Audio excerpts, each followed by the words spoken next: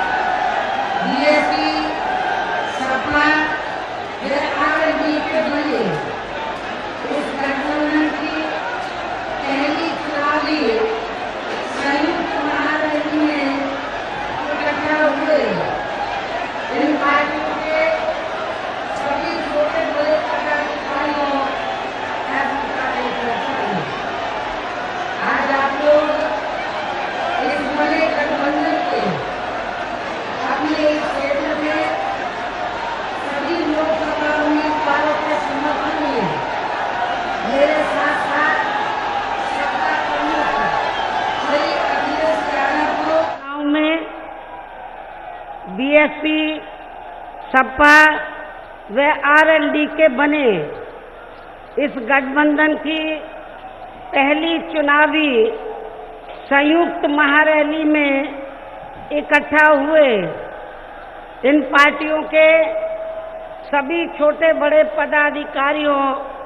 एवं कार्यकर्तागण, आज आप लोग इस बने गठबंधन के अपने इस क्षेत्र के सभी लोकसभा उम्मीदवारों के समर्थन में मेरे साथ साथ सपा प्रमुख श्री अखिलेश यादव को तथा राष्ट्रीय लोकदल के प्रमुख चौधरी अजीत सिंह जी को भी सुनने के लिए यहाँ देवबंद कस्बे में लाखों की संख्या में यहाँ इकट्ठा हुए हैं, पहुंचे हैं। तो इसके लिए मैं आप सभी लोगों का हार्दिक दिल से आभार प्रकट करती हूँ।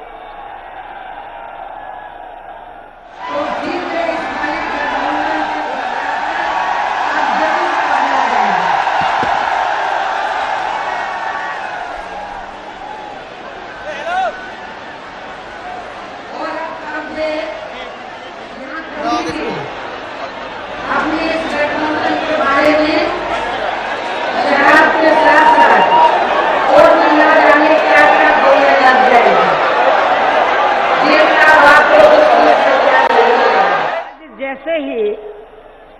आज की इस अपार भीड़ की जानकारी प्रधानमंत्री श्री नरेंद्र मोदी को मिलेगी तो फिर वे इस बने गठबंधन से घबराकर अब जरूर पगला जाएंगे।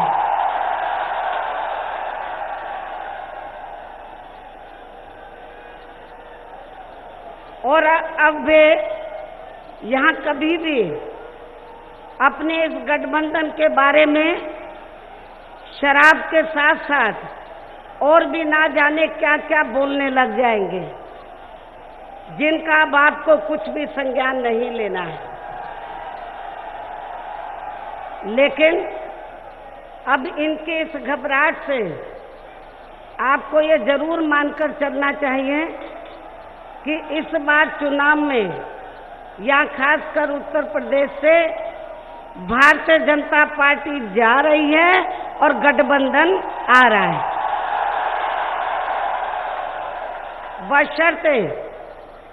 बशर्ते यदि इन्होंने इस चुनाव में या फिर से वोटिंग मशीनों में कोई बेईमानी व गड़बड़ी आदि नहीं की। लेकिन अब मैं आप लोगों का ध्यान इस चुनाव में यहाँ उत्तर प्रदेश स्टेट में बने अपने इस गठबंधन को कामयाब बनाने के लिए कुछ जरूरी बातों की तरफ दिलाना चाहती हूँ। और इस संबंध में मैं आप लोगों को ये कहना चाहूँगी कि आज़ादी के बाद काफ़ी लंबे समय तक केंद्र में व देश के अधिकांश राज्यों में भी ज्यादातर सत्ता यहाँ शुरू में कांग्रेस पार्टी व इसके बाद बीजेपी एवं अन्य और पार्टियों के ही हाथों में केंद्रित रही है। किंतु यहाँ खास ध्यान देने की बात यह है कि कांग्रेस पार्टी के केंद्र में व अधिकतर राज्यों में भी लंबे अरसे तक रहे शासनकाल में इनकी अधिकांश रही गलत नीतियों व गलत कार्य प्रणाली की वजह से ही फिर इस पार्टी को केंद्र व काफी राज्यों में भी सत्ता से बाहर जाना पड़ा है। और इस मामले में लगभग यही स्थिति हमें अन्य और पार्टियों की भी यहाँ देखने के लिए मिली है। और अब वर्तमान में देश में लोकसभा के लिए हो रहे आम चुनाव में बीजेपी भी केंद्र में इनकी सरकार की शुरू से ही चल रही खासकर आरएसएसवादी, पूंजीवादी, संकीर्ण, सांप्रदायिक, द्वेषपूर्ण व जातिवादी गलत नीतियों एवं गलत कार्य प्रणाली की वजह से इस बार सत्ता से जरूर बाहर चली जाएगी। भारतीय जनता पार्टी इस बार सत्ता से जरूर बाहर चली जाएगी। और अब इस चुनाव में इनकी कोई भी नाटकबाजी व जुमलेबाजी आदि काम में आने वाली नहीं है। और खासकर इस बार इनकी चौकीदारी की नाटकबाजी भी इनको नहीं बचा पाएगी।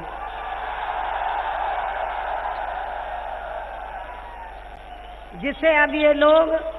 इस चुनाव में जबरदस्ती देश व आम जनहित से जोड़कर इसको अपने राजनीतिक लाभ के लिए भुनाने में लगे हैं, जिसमें इनको किसी भी कीमत पर कामयाबी मिलने वाली नहीं है।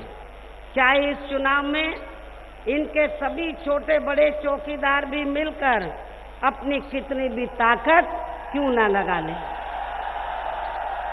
इसके साथ ही वर्तमान में प्रधानमंत्री श्री नरेंद्र मोदी ने यहाँ पिछले लोकसभा के हुए आम चुनाव में देश में विशेषकर गरीबों, मजदूरों, बेरोजगारों, कर्मचारियों, युवाओं, महिलाओं, किसानों, व्यापारियों व अन्य मेहनतकश लोगों के साथ साथ दलितों, आदिवासियों, पिछड़े वर्गों, मुस्लिम व अन्य धार्मिक अल्पसंख्यक समाज के लोगों को भी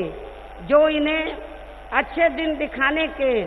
असंख्य प्रलोभन भरे चुनावी वायदे किए थे, तो उनका अभी तक भी इन्होंने जमीनी हकीकत में लगभग 1/4 हिस्सा भी कार्य पूरा नहीं किया है। जिस पर से इनका ध्यान बांटने के लिए खुद प्रधानमंत्री श्री नरेंद्र मोदी ने इन चुनावों के घोषित होने के कुछ दिन पहले से ही देश में पिछले हुए लोकसभा आम चुनाव की तरह ही फिर से यहाँ किस्म किस्म के हथकंडे इस्तेमाल करके इन लोगों को गुमराह करने का भी पूरा प्रयास किया है, जिसके तहत ही ये पूरे देश में ये चुनाव घोषित होने वाले दिन तक भी अपनी सरकार की जबरदस्ती की असंख्य हवाई घोषणाएं व खोखले शिलान्यास एवं अधकच्चे कार्यों का ही उद्घाटन आदि करने में ही ज्यादातर जुटे रहे हैं। और इन्होंने अपना ये अभियान पुलवामा में हुए आतंकी हमले वाले दिन तक भी बराबर जारी रखा है, जिससे इनके राष्ट्रभक्त व देशभक्त होने का भी काफी कुछ पर्दाफाश हुआ है। और इतना ही नहीं बल्कि इनके जबरदस्ती के किए गए इन कार्यक्रमों के प्रचार प्रसार व आयोजन पर भी इन्होंने देश की जनता के कई हजार करोड़ रुपए सरकारी खजाने के खर्च और कर दिए हैं, जबकि इस अपार धन को यहाँ देश के अति गरीब व अति बेसहारा लोगों के हितों में भी लगाया जा सकता था, किंतु ऐसा इन्होंने नहीं किया। और इस मामले में यहाँ मैं ये भी कहना चाहूँगी कि यदि इनकी पार्टी व सरकार तथा खुद प्रधानमंत्री श्री नरेंद्र मोदी भी इन सब लोगों के हितों के कार्यों के मामले में वास्तव में सही, ईमानदार व गंभीर होते तो फिर अब इन्होंने चुनाव के नजदीक जो भी यहाँ जबरदस्ती के शिलान्यास व घोषणाएं आदि की हैं, तो इनको ये सभी कार्य यहाँ चुनाव घोषित होने से बहुत पहले ही काफी हद तक पूरे कर लेने चाहिए थे, किंतु ऐसा इन्होंने नहीं किया, बल्कि इसके स्थान पर इनका ज्यादातर समय व ताकत भी या इनके खास चहेते व बड़े बड़े पूंजीपतियों व धन्ना सेठों को ही और ज्यादा मालामाल व धनवान आदि बनाने में ही लगी रही है। इसके साथ साथ इन्हें हर स्तर पर बचाने के लिए इनकी पूरी चौकीदारी करने पर ही लगी रही है। इसके साथ ही आप लोग साइलेंट हो जाओ, ध्यान से मेरी बात को सुनो। इसके साथ ही प्रधानमंत्री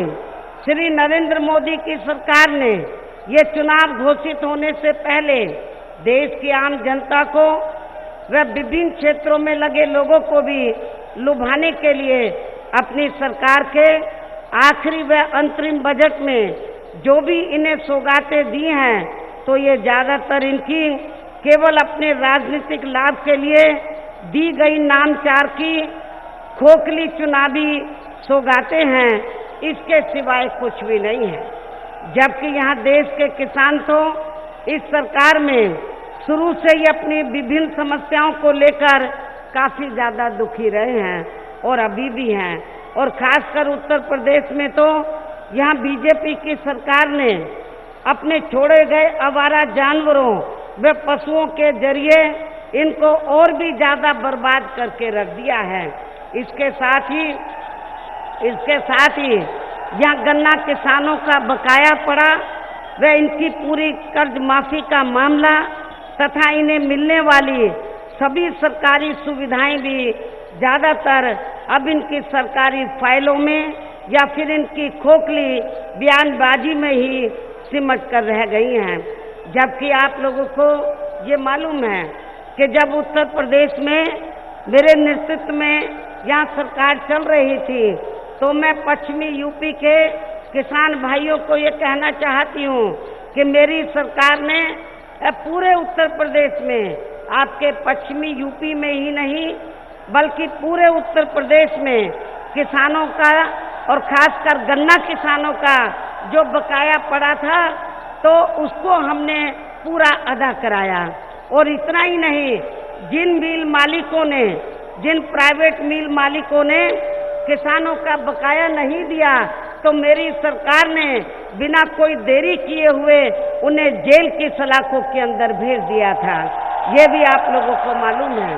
और मैं आज आप लोगों को ये विश्वास दिलाना चाहती हूँ कि यदि केंद्र में हमें सरकार बनाने का मौका मिला, तो फिर पूरे देश में राज्यों को इतने सख्त निर्देश दिए जाएंगे, फिर किसानों का किसी भी फसल का बकाया आप लोगों को नजर नहीं आएगा। इसी प्रकार केंद्र की वर्तमान भाजपा सरकार में भी पूर्व की कांग्रेसी सरकार की तरह ही देश के खासकर यहाँ दलितों, आदिवासियों, पिछड़े वर्गों, मुस्लिम वे अन्य धार्मिक अल्पसंख्यक समाज के लोगों का भी कोई खास विकास व उत्थान आदि होने वाला नहीं है, बशर्ते जब तक यहाँ इनकी वे अन्य विरोधी पार्टियों की भी इन वर्गों के प्रति अभी भी चली आ रही इनकी जातिवादी, हीन, संकीर्ण व सांप्रदायिक सोच पूरे तौर से बदल नहीं जाती है, जिसके कारण ही पूरे देश में अभी भी यहाँ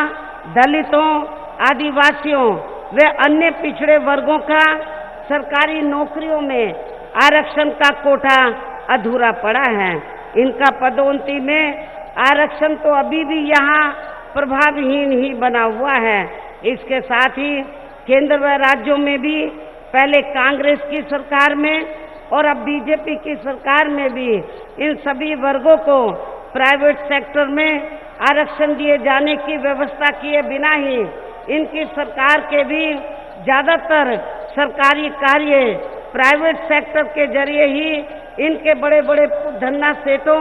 व पूंजीपतियों को ही दिए जा रहे हैं, जिसके कारण अब इनको आरक्षण का बहुत कम ही लाभ मिल पा रहा है। इसके अलावा इन्हें जुल्म जाति से निजात दिलाने के लिए बने नियम व कानूनों को भी अब इस सरकार में भी अधिकतर प्रभावहीन ही बना दिया गया है, जिसके कारण अभी भी इनका हर स्तर पर आए दिन शोषण व उत्पीड़न आदि होना बंद नहीं हुआ है। इन वर्गों के साथ साथ मुस्लिम व अन्य धार्मिक अल्पसंख्यक समाज के लोगों की भी हालत हमें कोई खास अच्छी नजर नहीं आती है, जिसका काफी कुछ खुलासा सच्चर कमेटी की रिपोर्ट में भी किया गया है। और वर्तमान में केंद्र व अधिकांश राज्यों में भी बीजेपी व आरएसएस की सरकारों के चलते हुए अब इनका विकास व उत्थान होना भी लगभग बंदशाई हो गया है और इन पर हर स्तर पर आए दिन हो रही जुल्म जाति भी यहाँ काफी ज्यादा चरम सीमा पर पहुंच चुकी है। इतना ही नहीं बल्कि अभी हाल ही में केंद्र सरकार द्वारा चुनाव के नजदीक देश में अपर कास्ट समाज में से गरीब लोगों को 10% आरक्षण देने से भी इनका पूर्ण रूप से उत्थान होने वाला नहीं है, बल्कि इसके लिए इनको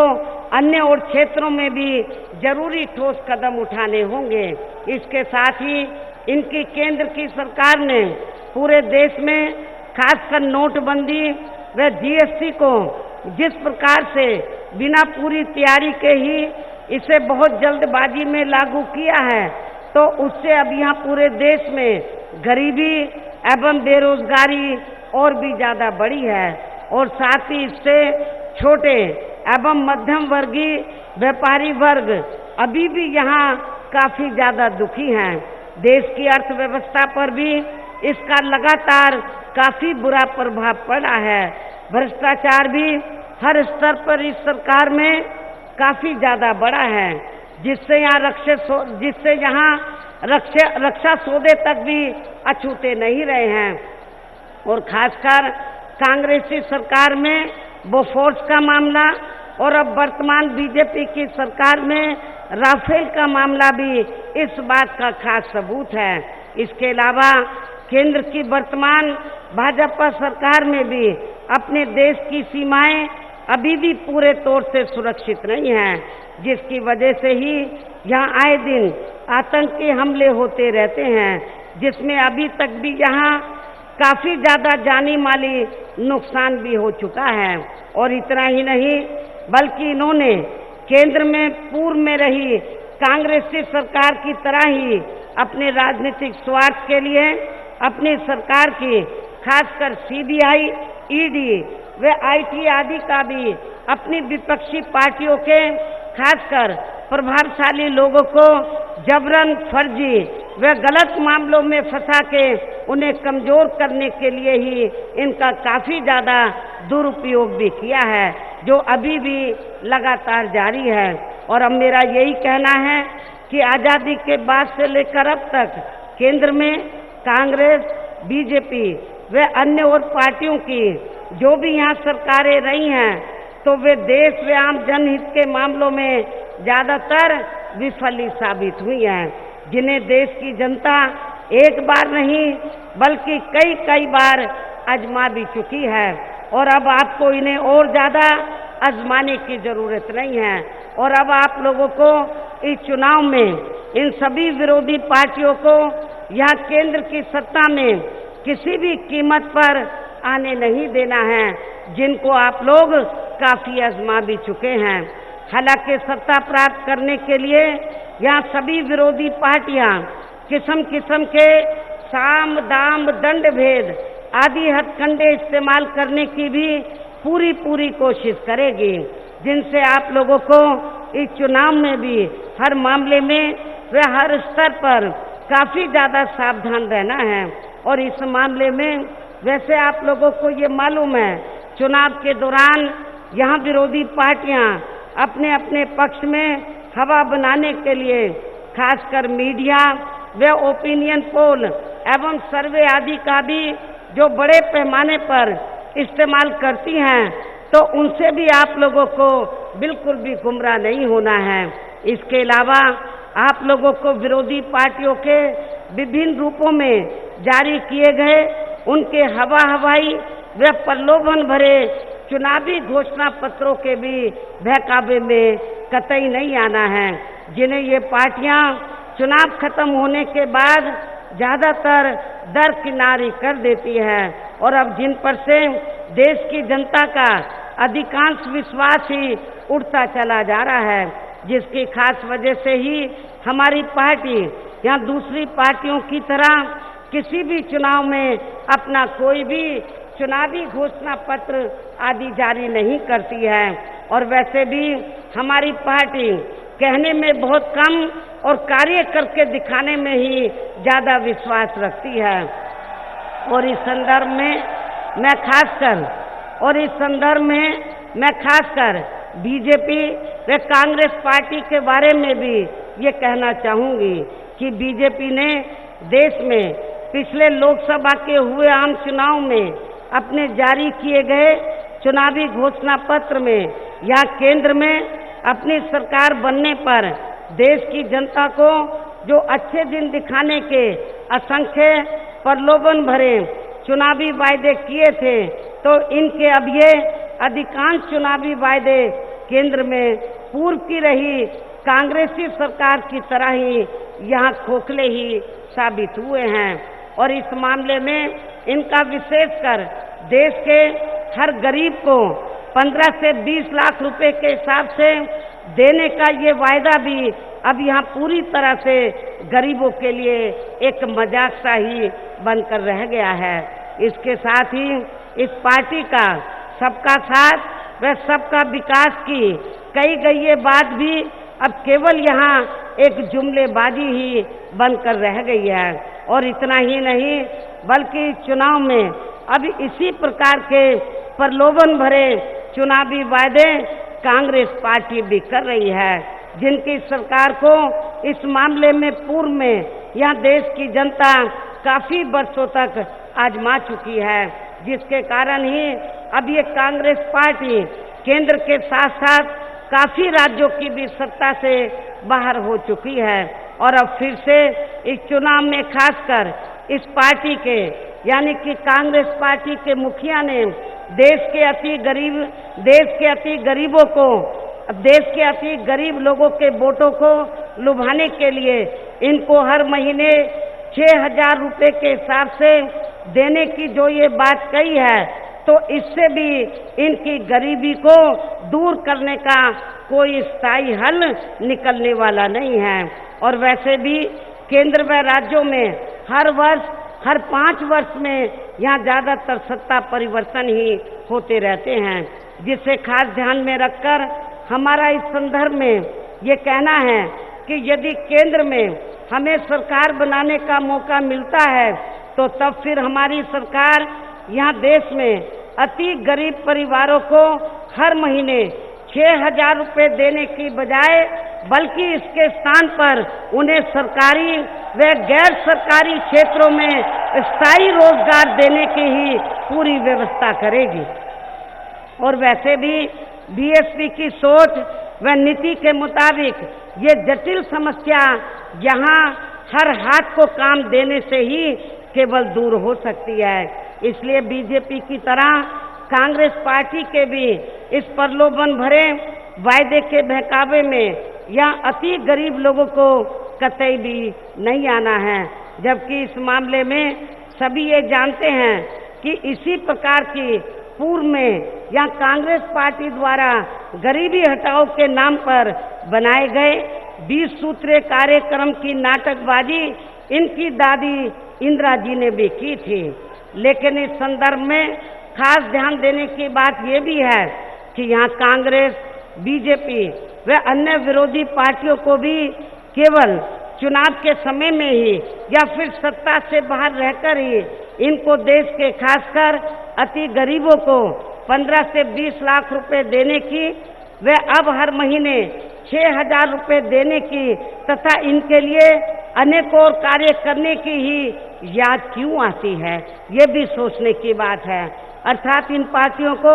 ये सब कार्य करने की अपनी सरकार में रहते हुए इनकी ये याद क्यों नहीं आती है, इस बात की तरफ भी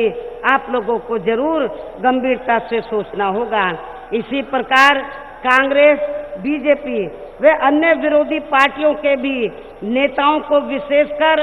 चुनाव के समय में ही ज्यादातर इन्हें यहाँ मंदिर, मस्जिद, चर्च, गुरुद्वारा व मजार आदि पर अपना माथा टेकने, चादर चढ़ाने व किस्म किस्म की पूजा पाठ आदि करने के साथ साथ खासकर भीड़ वाले क्षेत्र में पदयात्रा, घाट यात्रा व रोड शो आदि करने एवं गंगा यमुना में भी डुबकी लगाने व इनके बोट यात्रा करने की तथा अपने कमजोर क्षेत्रों में फिल्म कलाकारों को टिकट देने व इनके जरिए भीड़ जुटाने आदि की ही याद क्यों आती है। ये सब भी यहाँ काफी गंभीरता से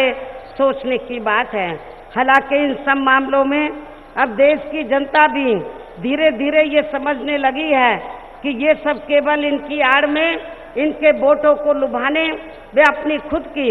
कमियों एवं विफलताओं पर पर्दा डालने की ही इनकी ये सब किस्म की कोरी दिखावटी नाटकबाजी है, इसके सिवाय कुछ नहीं है। इसके साथ ही गठबंधन के लोगों को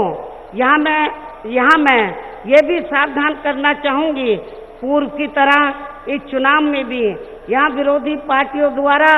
पर्दे के पीछे से बनवाए गए विभिन्न संगठनों व पार्टियों के जरिए इनके खड़े किए गए उम्मीदवारों को भी अपना वोट इन्हें अपने यार दोस्त, रिश्ते नातों व जाति बिरादरी आदि के चक्कर में भी पड़कर इनको कतई भी देकर खराब नहीं करना है, वरना फिर इसका थोड़ा बहुत लाभ या विरोधी पार्टियों को जरूर मिल सकता है। और इस संबंध में मैं खास तौर से पश्चिमी उत्तर प्रदेश के लोगों को, पश्चिमी उत्तर प्रदेश में आप लोगों को ये मालूम है कि यहाँ सर्व समाज के लोग रहते हैं, सभी धर्मों के लोग रहते हैं,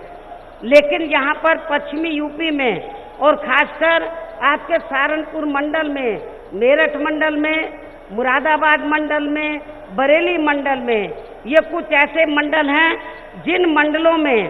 तो मुस्लिम समाज की आबादी काफी ज्यादा है,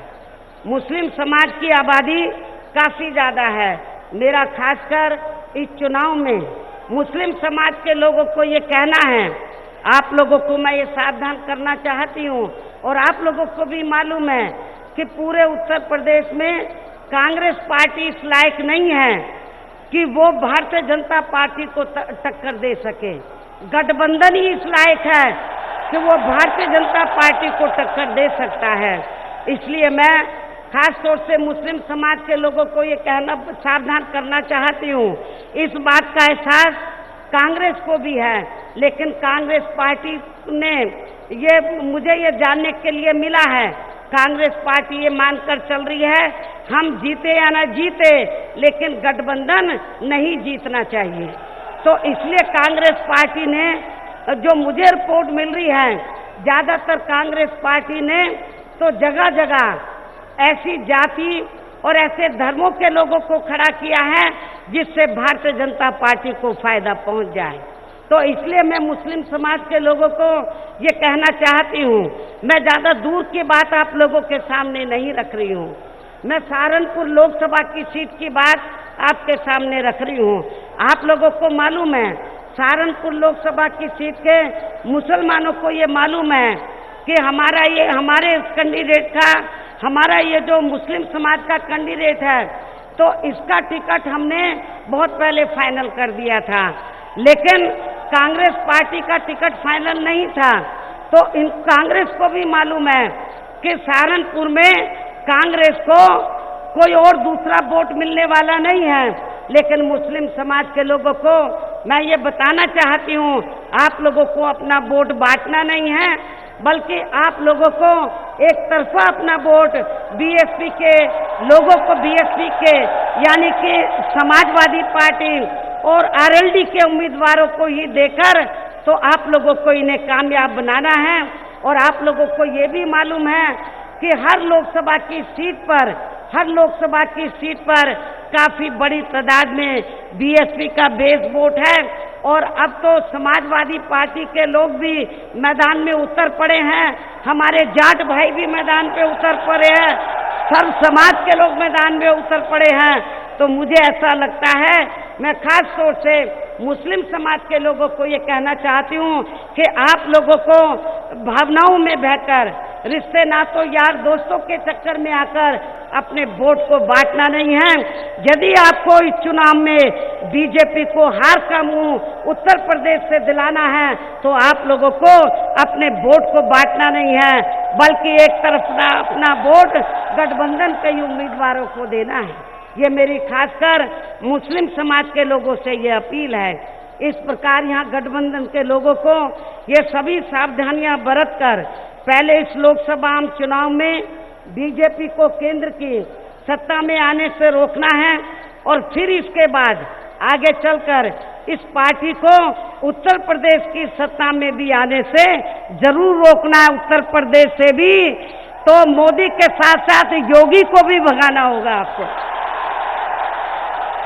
तभी फिर यहाँ केंद्र व उत्तर प्रदेश में भी उत्तर प्रदेश में भी बीजेपी के चल रहे, खासकर इनके जातिवादी, संकीर्ण, सांप्रदायिक, द्वेषपूर्ण व पूंजीवादी तथा अहंकारी, तानाशाही व अन्याय वाले राज से भी काफी कुछ मुक्ति मिल सकती है। इन्हीं जरूरी बातों के साथ ही अब मेरा यही कहना है कि आप लोगों को अपने खुद के वे अपने प्रदेश के एवं देश के भी हित में अपने वोटों को इन सभी विरोधी पार्टियों को न देकर केवल यहाँ अपने बने इस गठबंधन को ही देना है, जो ये केंद्र में अपनी सरकार बनने पर यहाँ पूरे देश में अपनी सर्वजन हिताय व सर्वजन सुखाय की नीतियों पर आधारित ही सरकार चलाएगा। इसके साथ ही केंद्र से जुड़ी उत्तर प्रदेश की जो भी यहाँ स्थानीय समस्याएं होंगी, खासकर पश्चिमी उत्तर प्रदेश की, इसके साथ ही केंद्र से जुड़ी आपके पश्चिमी उत्तर प्रदेश की जो भी यहाँ स्थानीय समस्याएं होंगी तो उन्हें भी फिर जरूर दूर कर दिया जाएगा। और इस मामले में मैं फिर इस बात को दोहराना चाहती हूँ, आपके पश्चिमी उत्तर प्रदेश में किसानों का हर स्तर पर विशेष ध्यान रखा जाएगा। इसके अलावा देश व आम जनहित के कार्यों को करने के साथ साथ यहाँ समाज में खासकर कमजोर एवं उपेक्षित वर्गों के हितों का हर मामले में विशेष ध्यान रखा जाएगा। और तभी फिर यहाँ हमारे महान संतों, गुरुओं एवं महापुरुषों में भी खासकर महात्मा ज्योतिराव फूले, श्री छत्रपति शाहू जी महाराज, श्री नारायण गुरु, बाबा साहब डॉक्टर भीमराव अंबेडकर, डॉक्टर राम मनोहर लोहिया, चौधरी चरण सिंह व मान्यवर श्री कांशीराम जी आदि का भी अधूरा सपना जरूर साकार हो सकता है, जिसके लिए अब आप लोगों को या अपने इस बने गठबंधन के सभी उम्मीदवारों को जरूर कामयाब बनाना है। और इसके लिए अब आप लोगों को वोट पड़ने वाले दिन सबसे पहले सुबह उठते ही अपने अपने पोलिंग बूथों पर अपना वोट डालने के लिए जरूर जाना है। और इसके साथ ही मैं आप लोगों को ये भी कहना चाहती हूँ कि इस मामले में हमारी महिलाएं भी कतई भी पीछे नहीं रहेंगी। हमारे कार्यकर्ताओं का हर पोलिंग बूथ पे, जो हमारी पोलिंग बूथ की कमेटी है, सेक्टर की कमेटी है, उनकी ये जिम्मेवारी बनती है कि कोई वोट हमारा पड़ने से ना रह जाए, उनका एक एक वोट डलवाना आप लोगों की ये नैतिक जिम्मेवारी बनती है। इस उम्मीद के साथ ही अब मैं आप लोगों से यही अनुरोध करती हूँ कि यहाँ उत्तर प्रदेश में बीएसपी, सपा व लोकदल के बने इस गठबंधन ने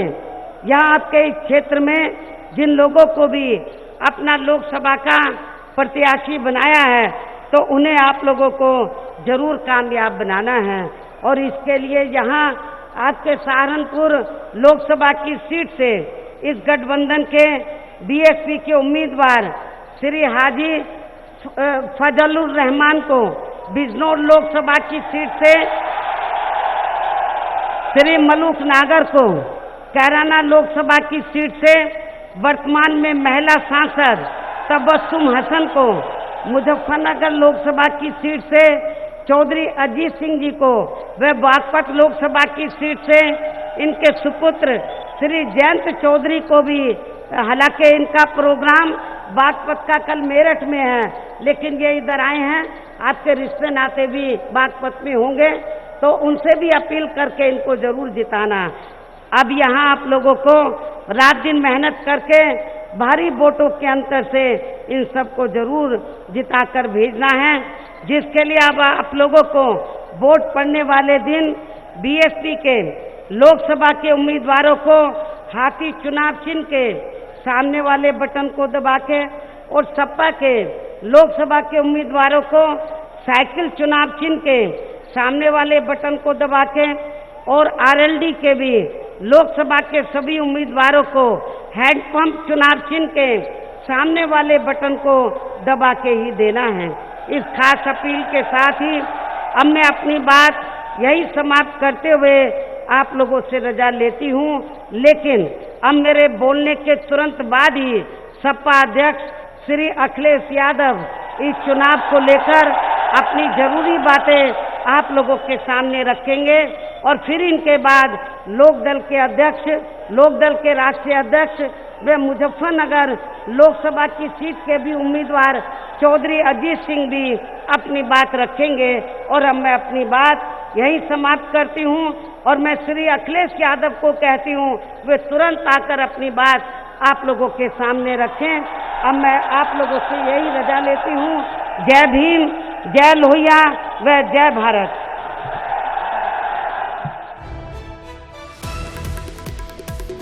प्रीमो मायावती को सुना, अपने प्रत्याशी जो उन्होंने उतारे हुए हैं उनका भी जिक्र किया। अखिलेश यादव अब क्या कुछ कह रहे हैं आपको वो भी सुनाते हैं।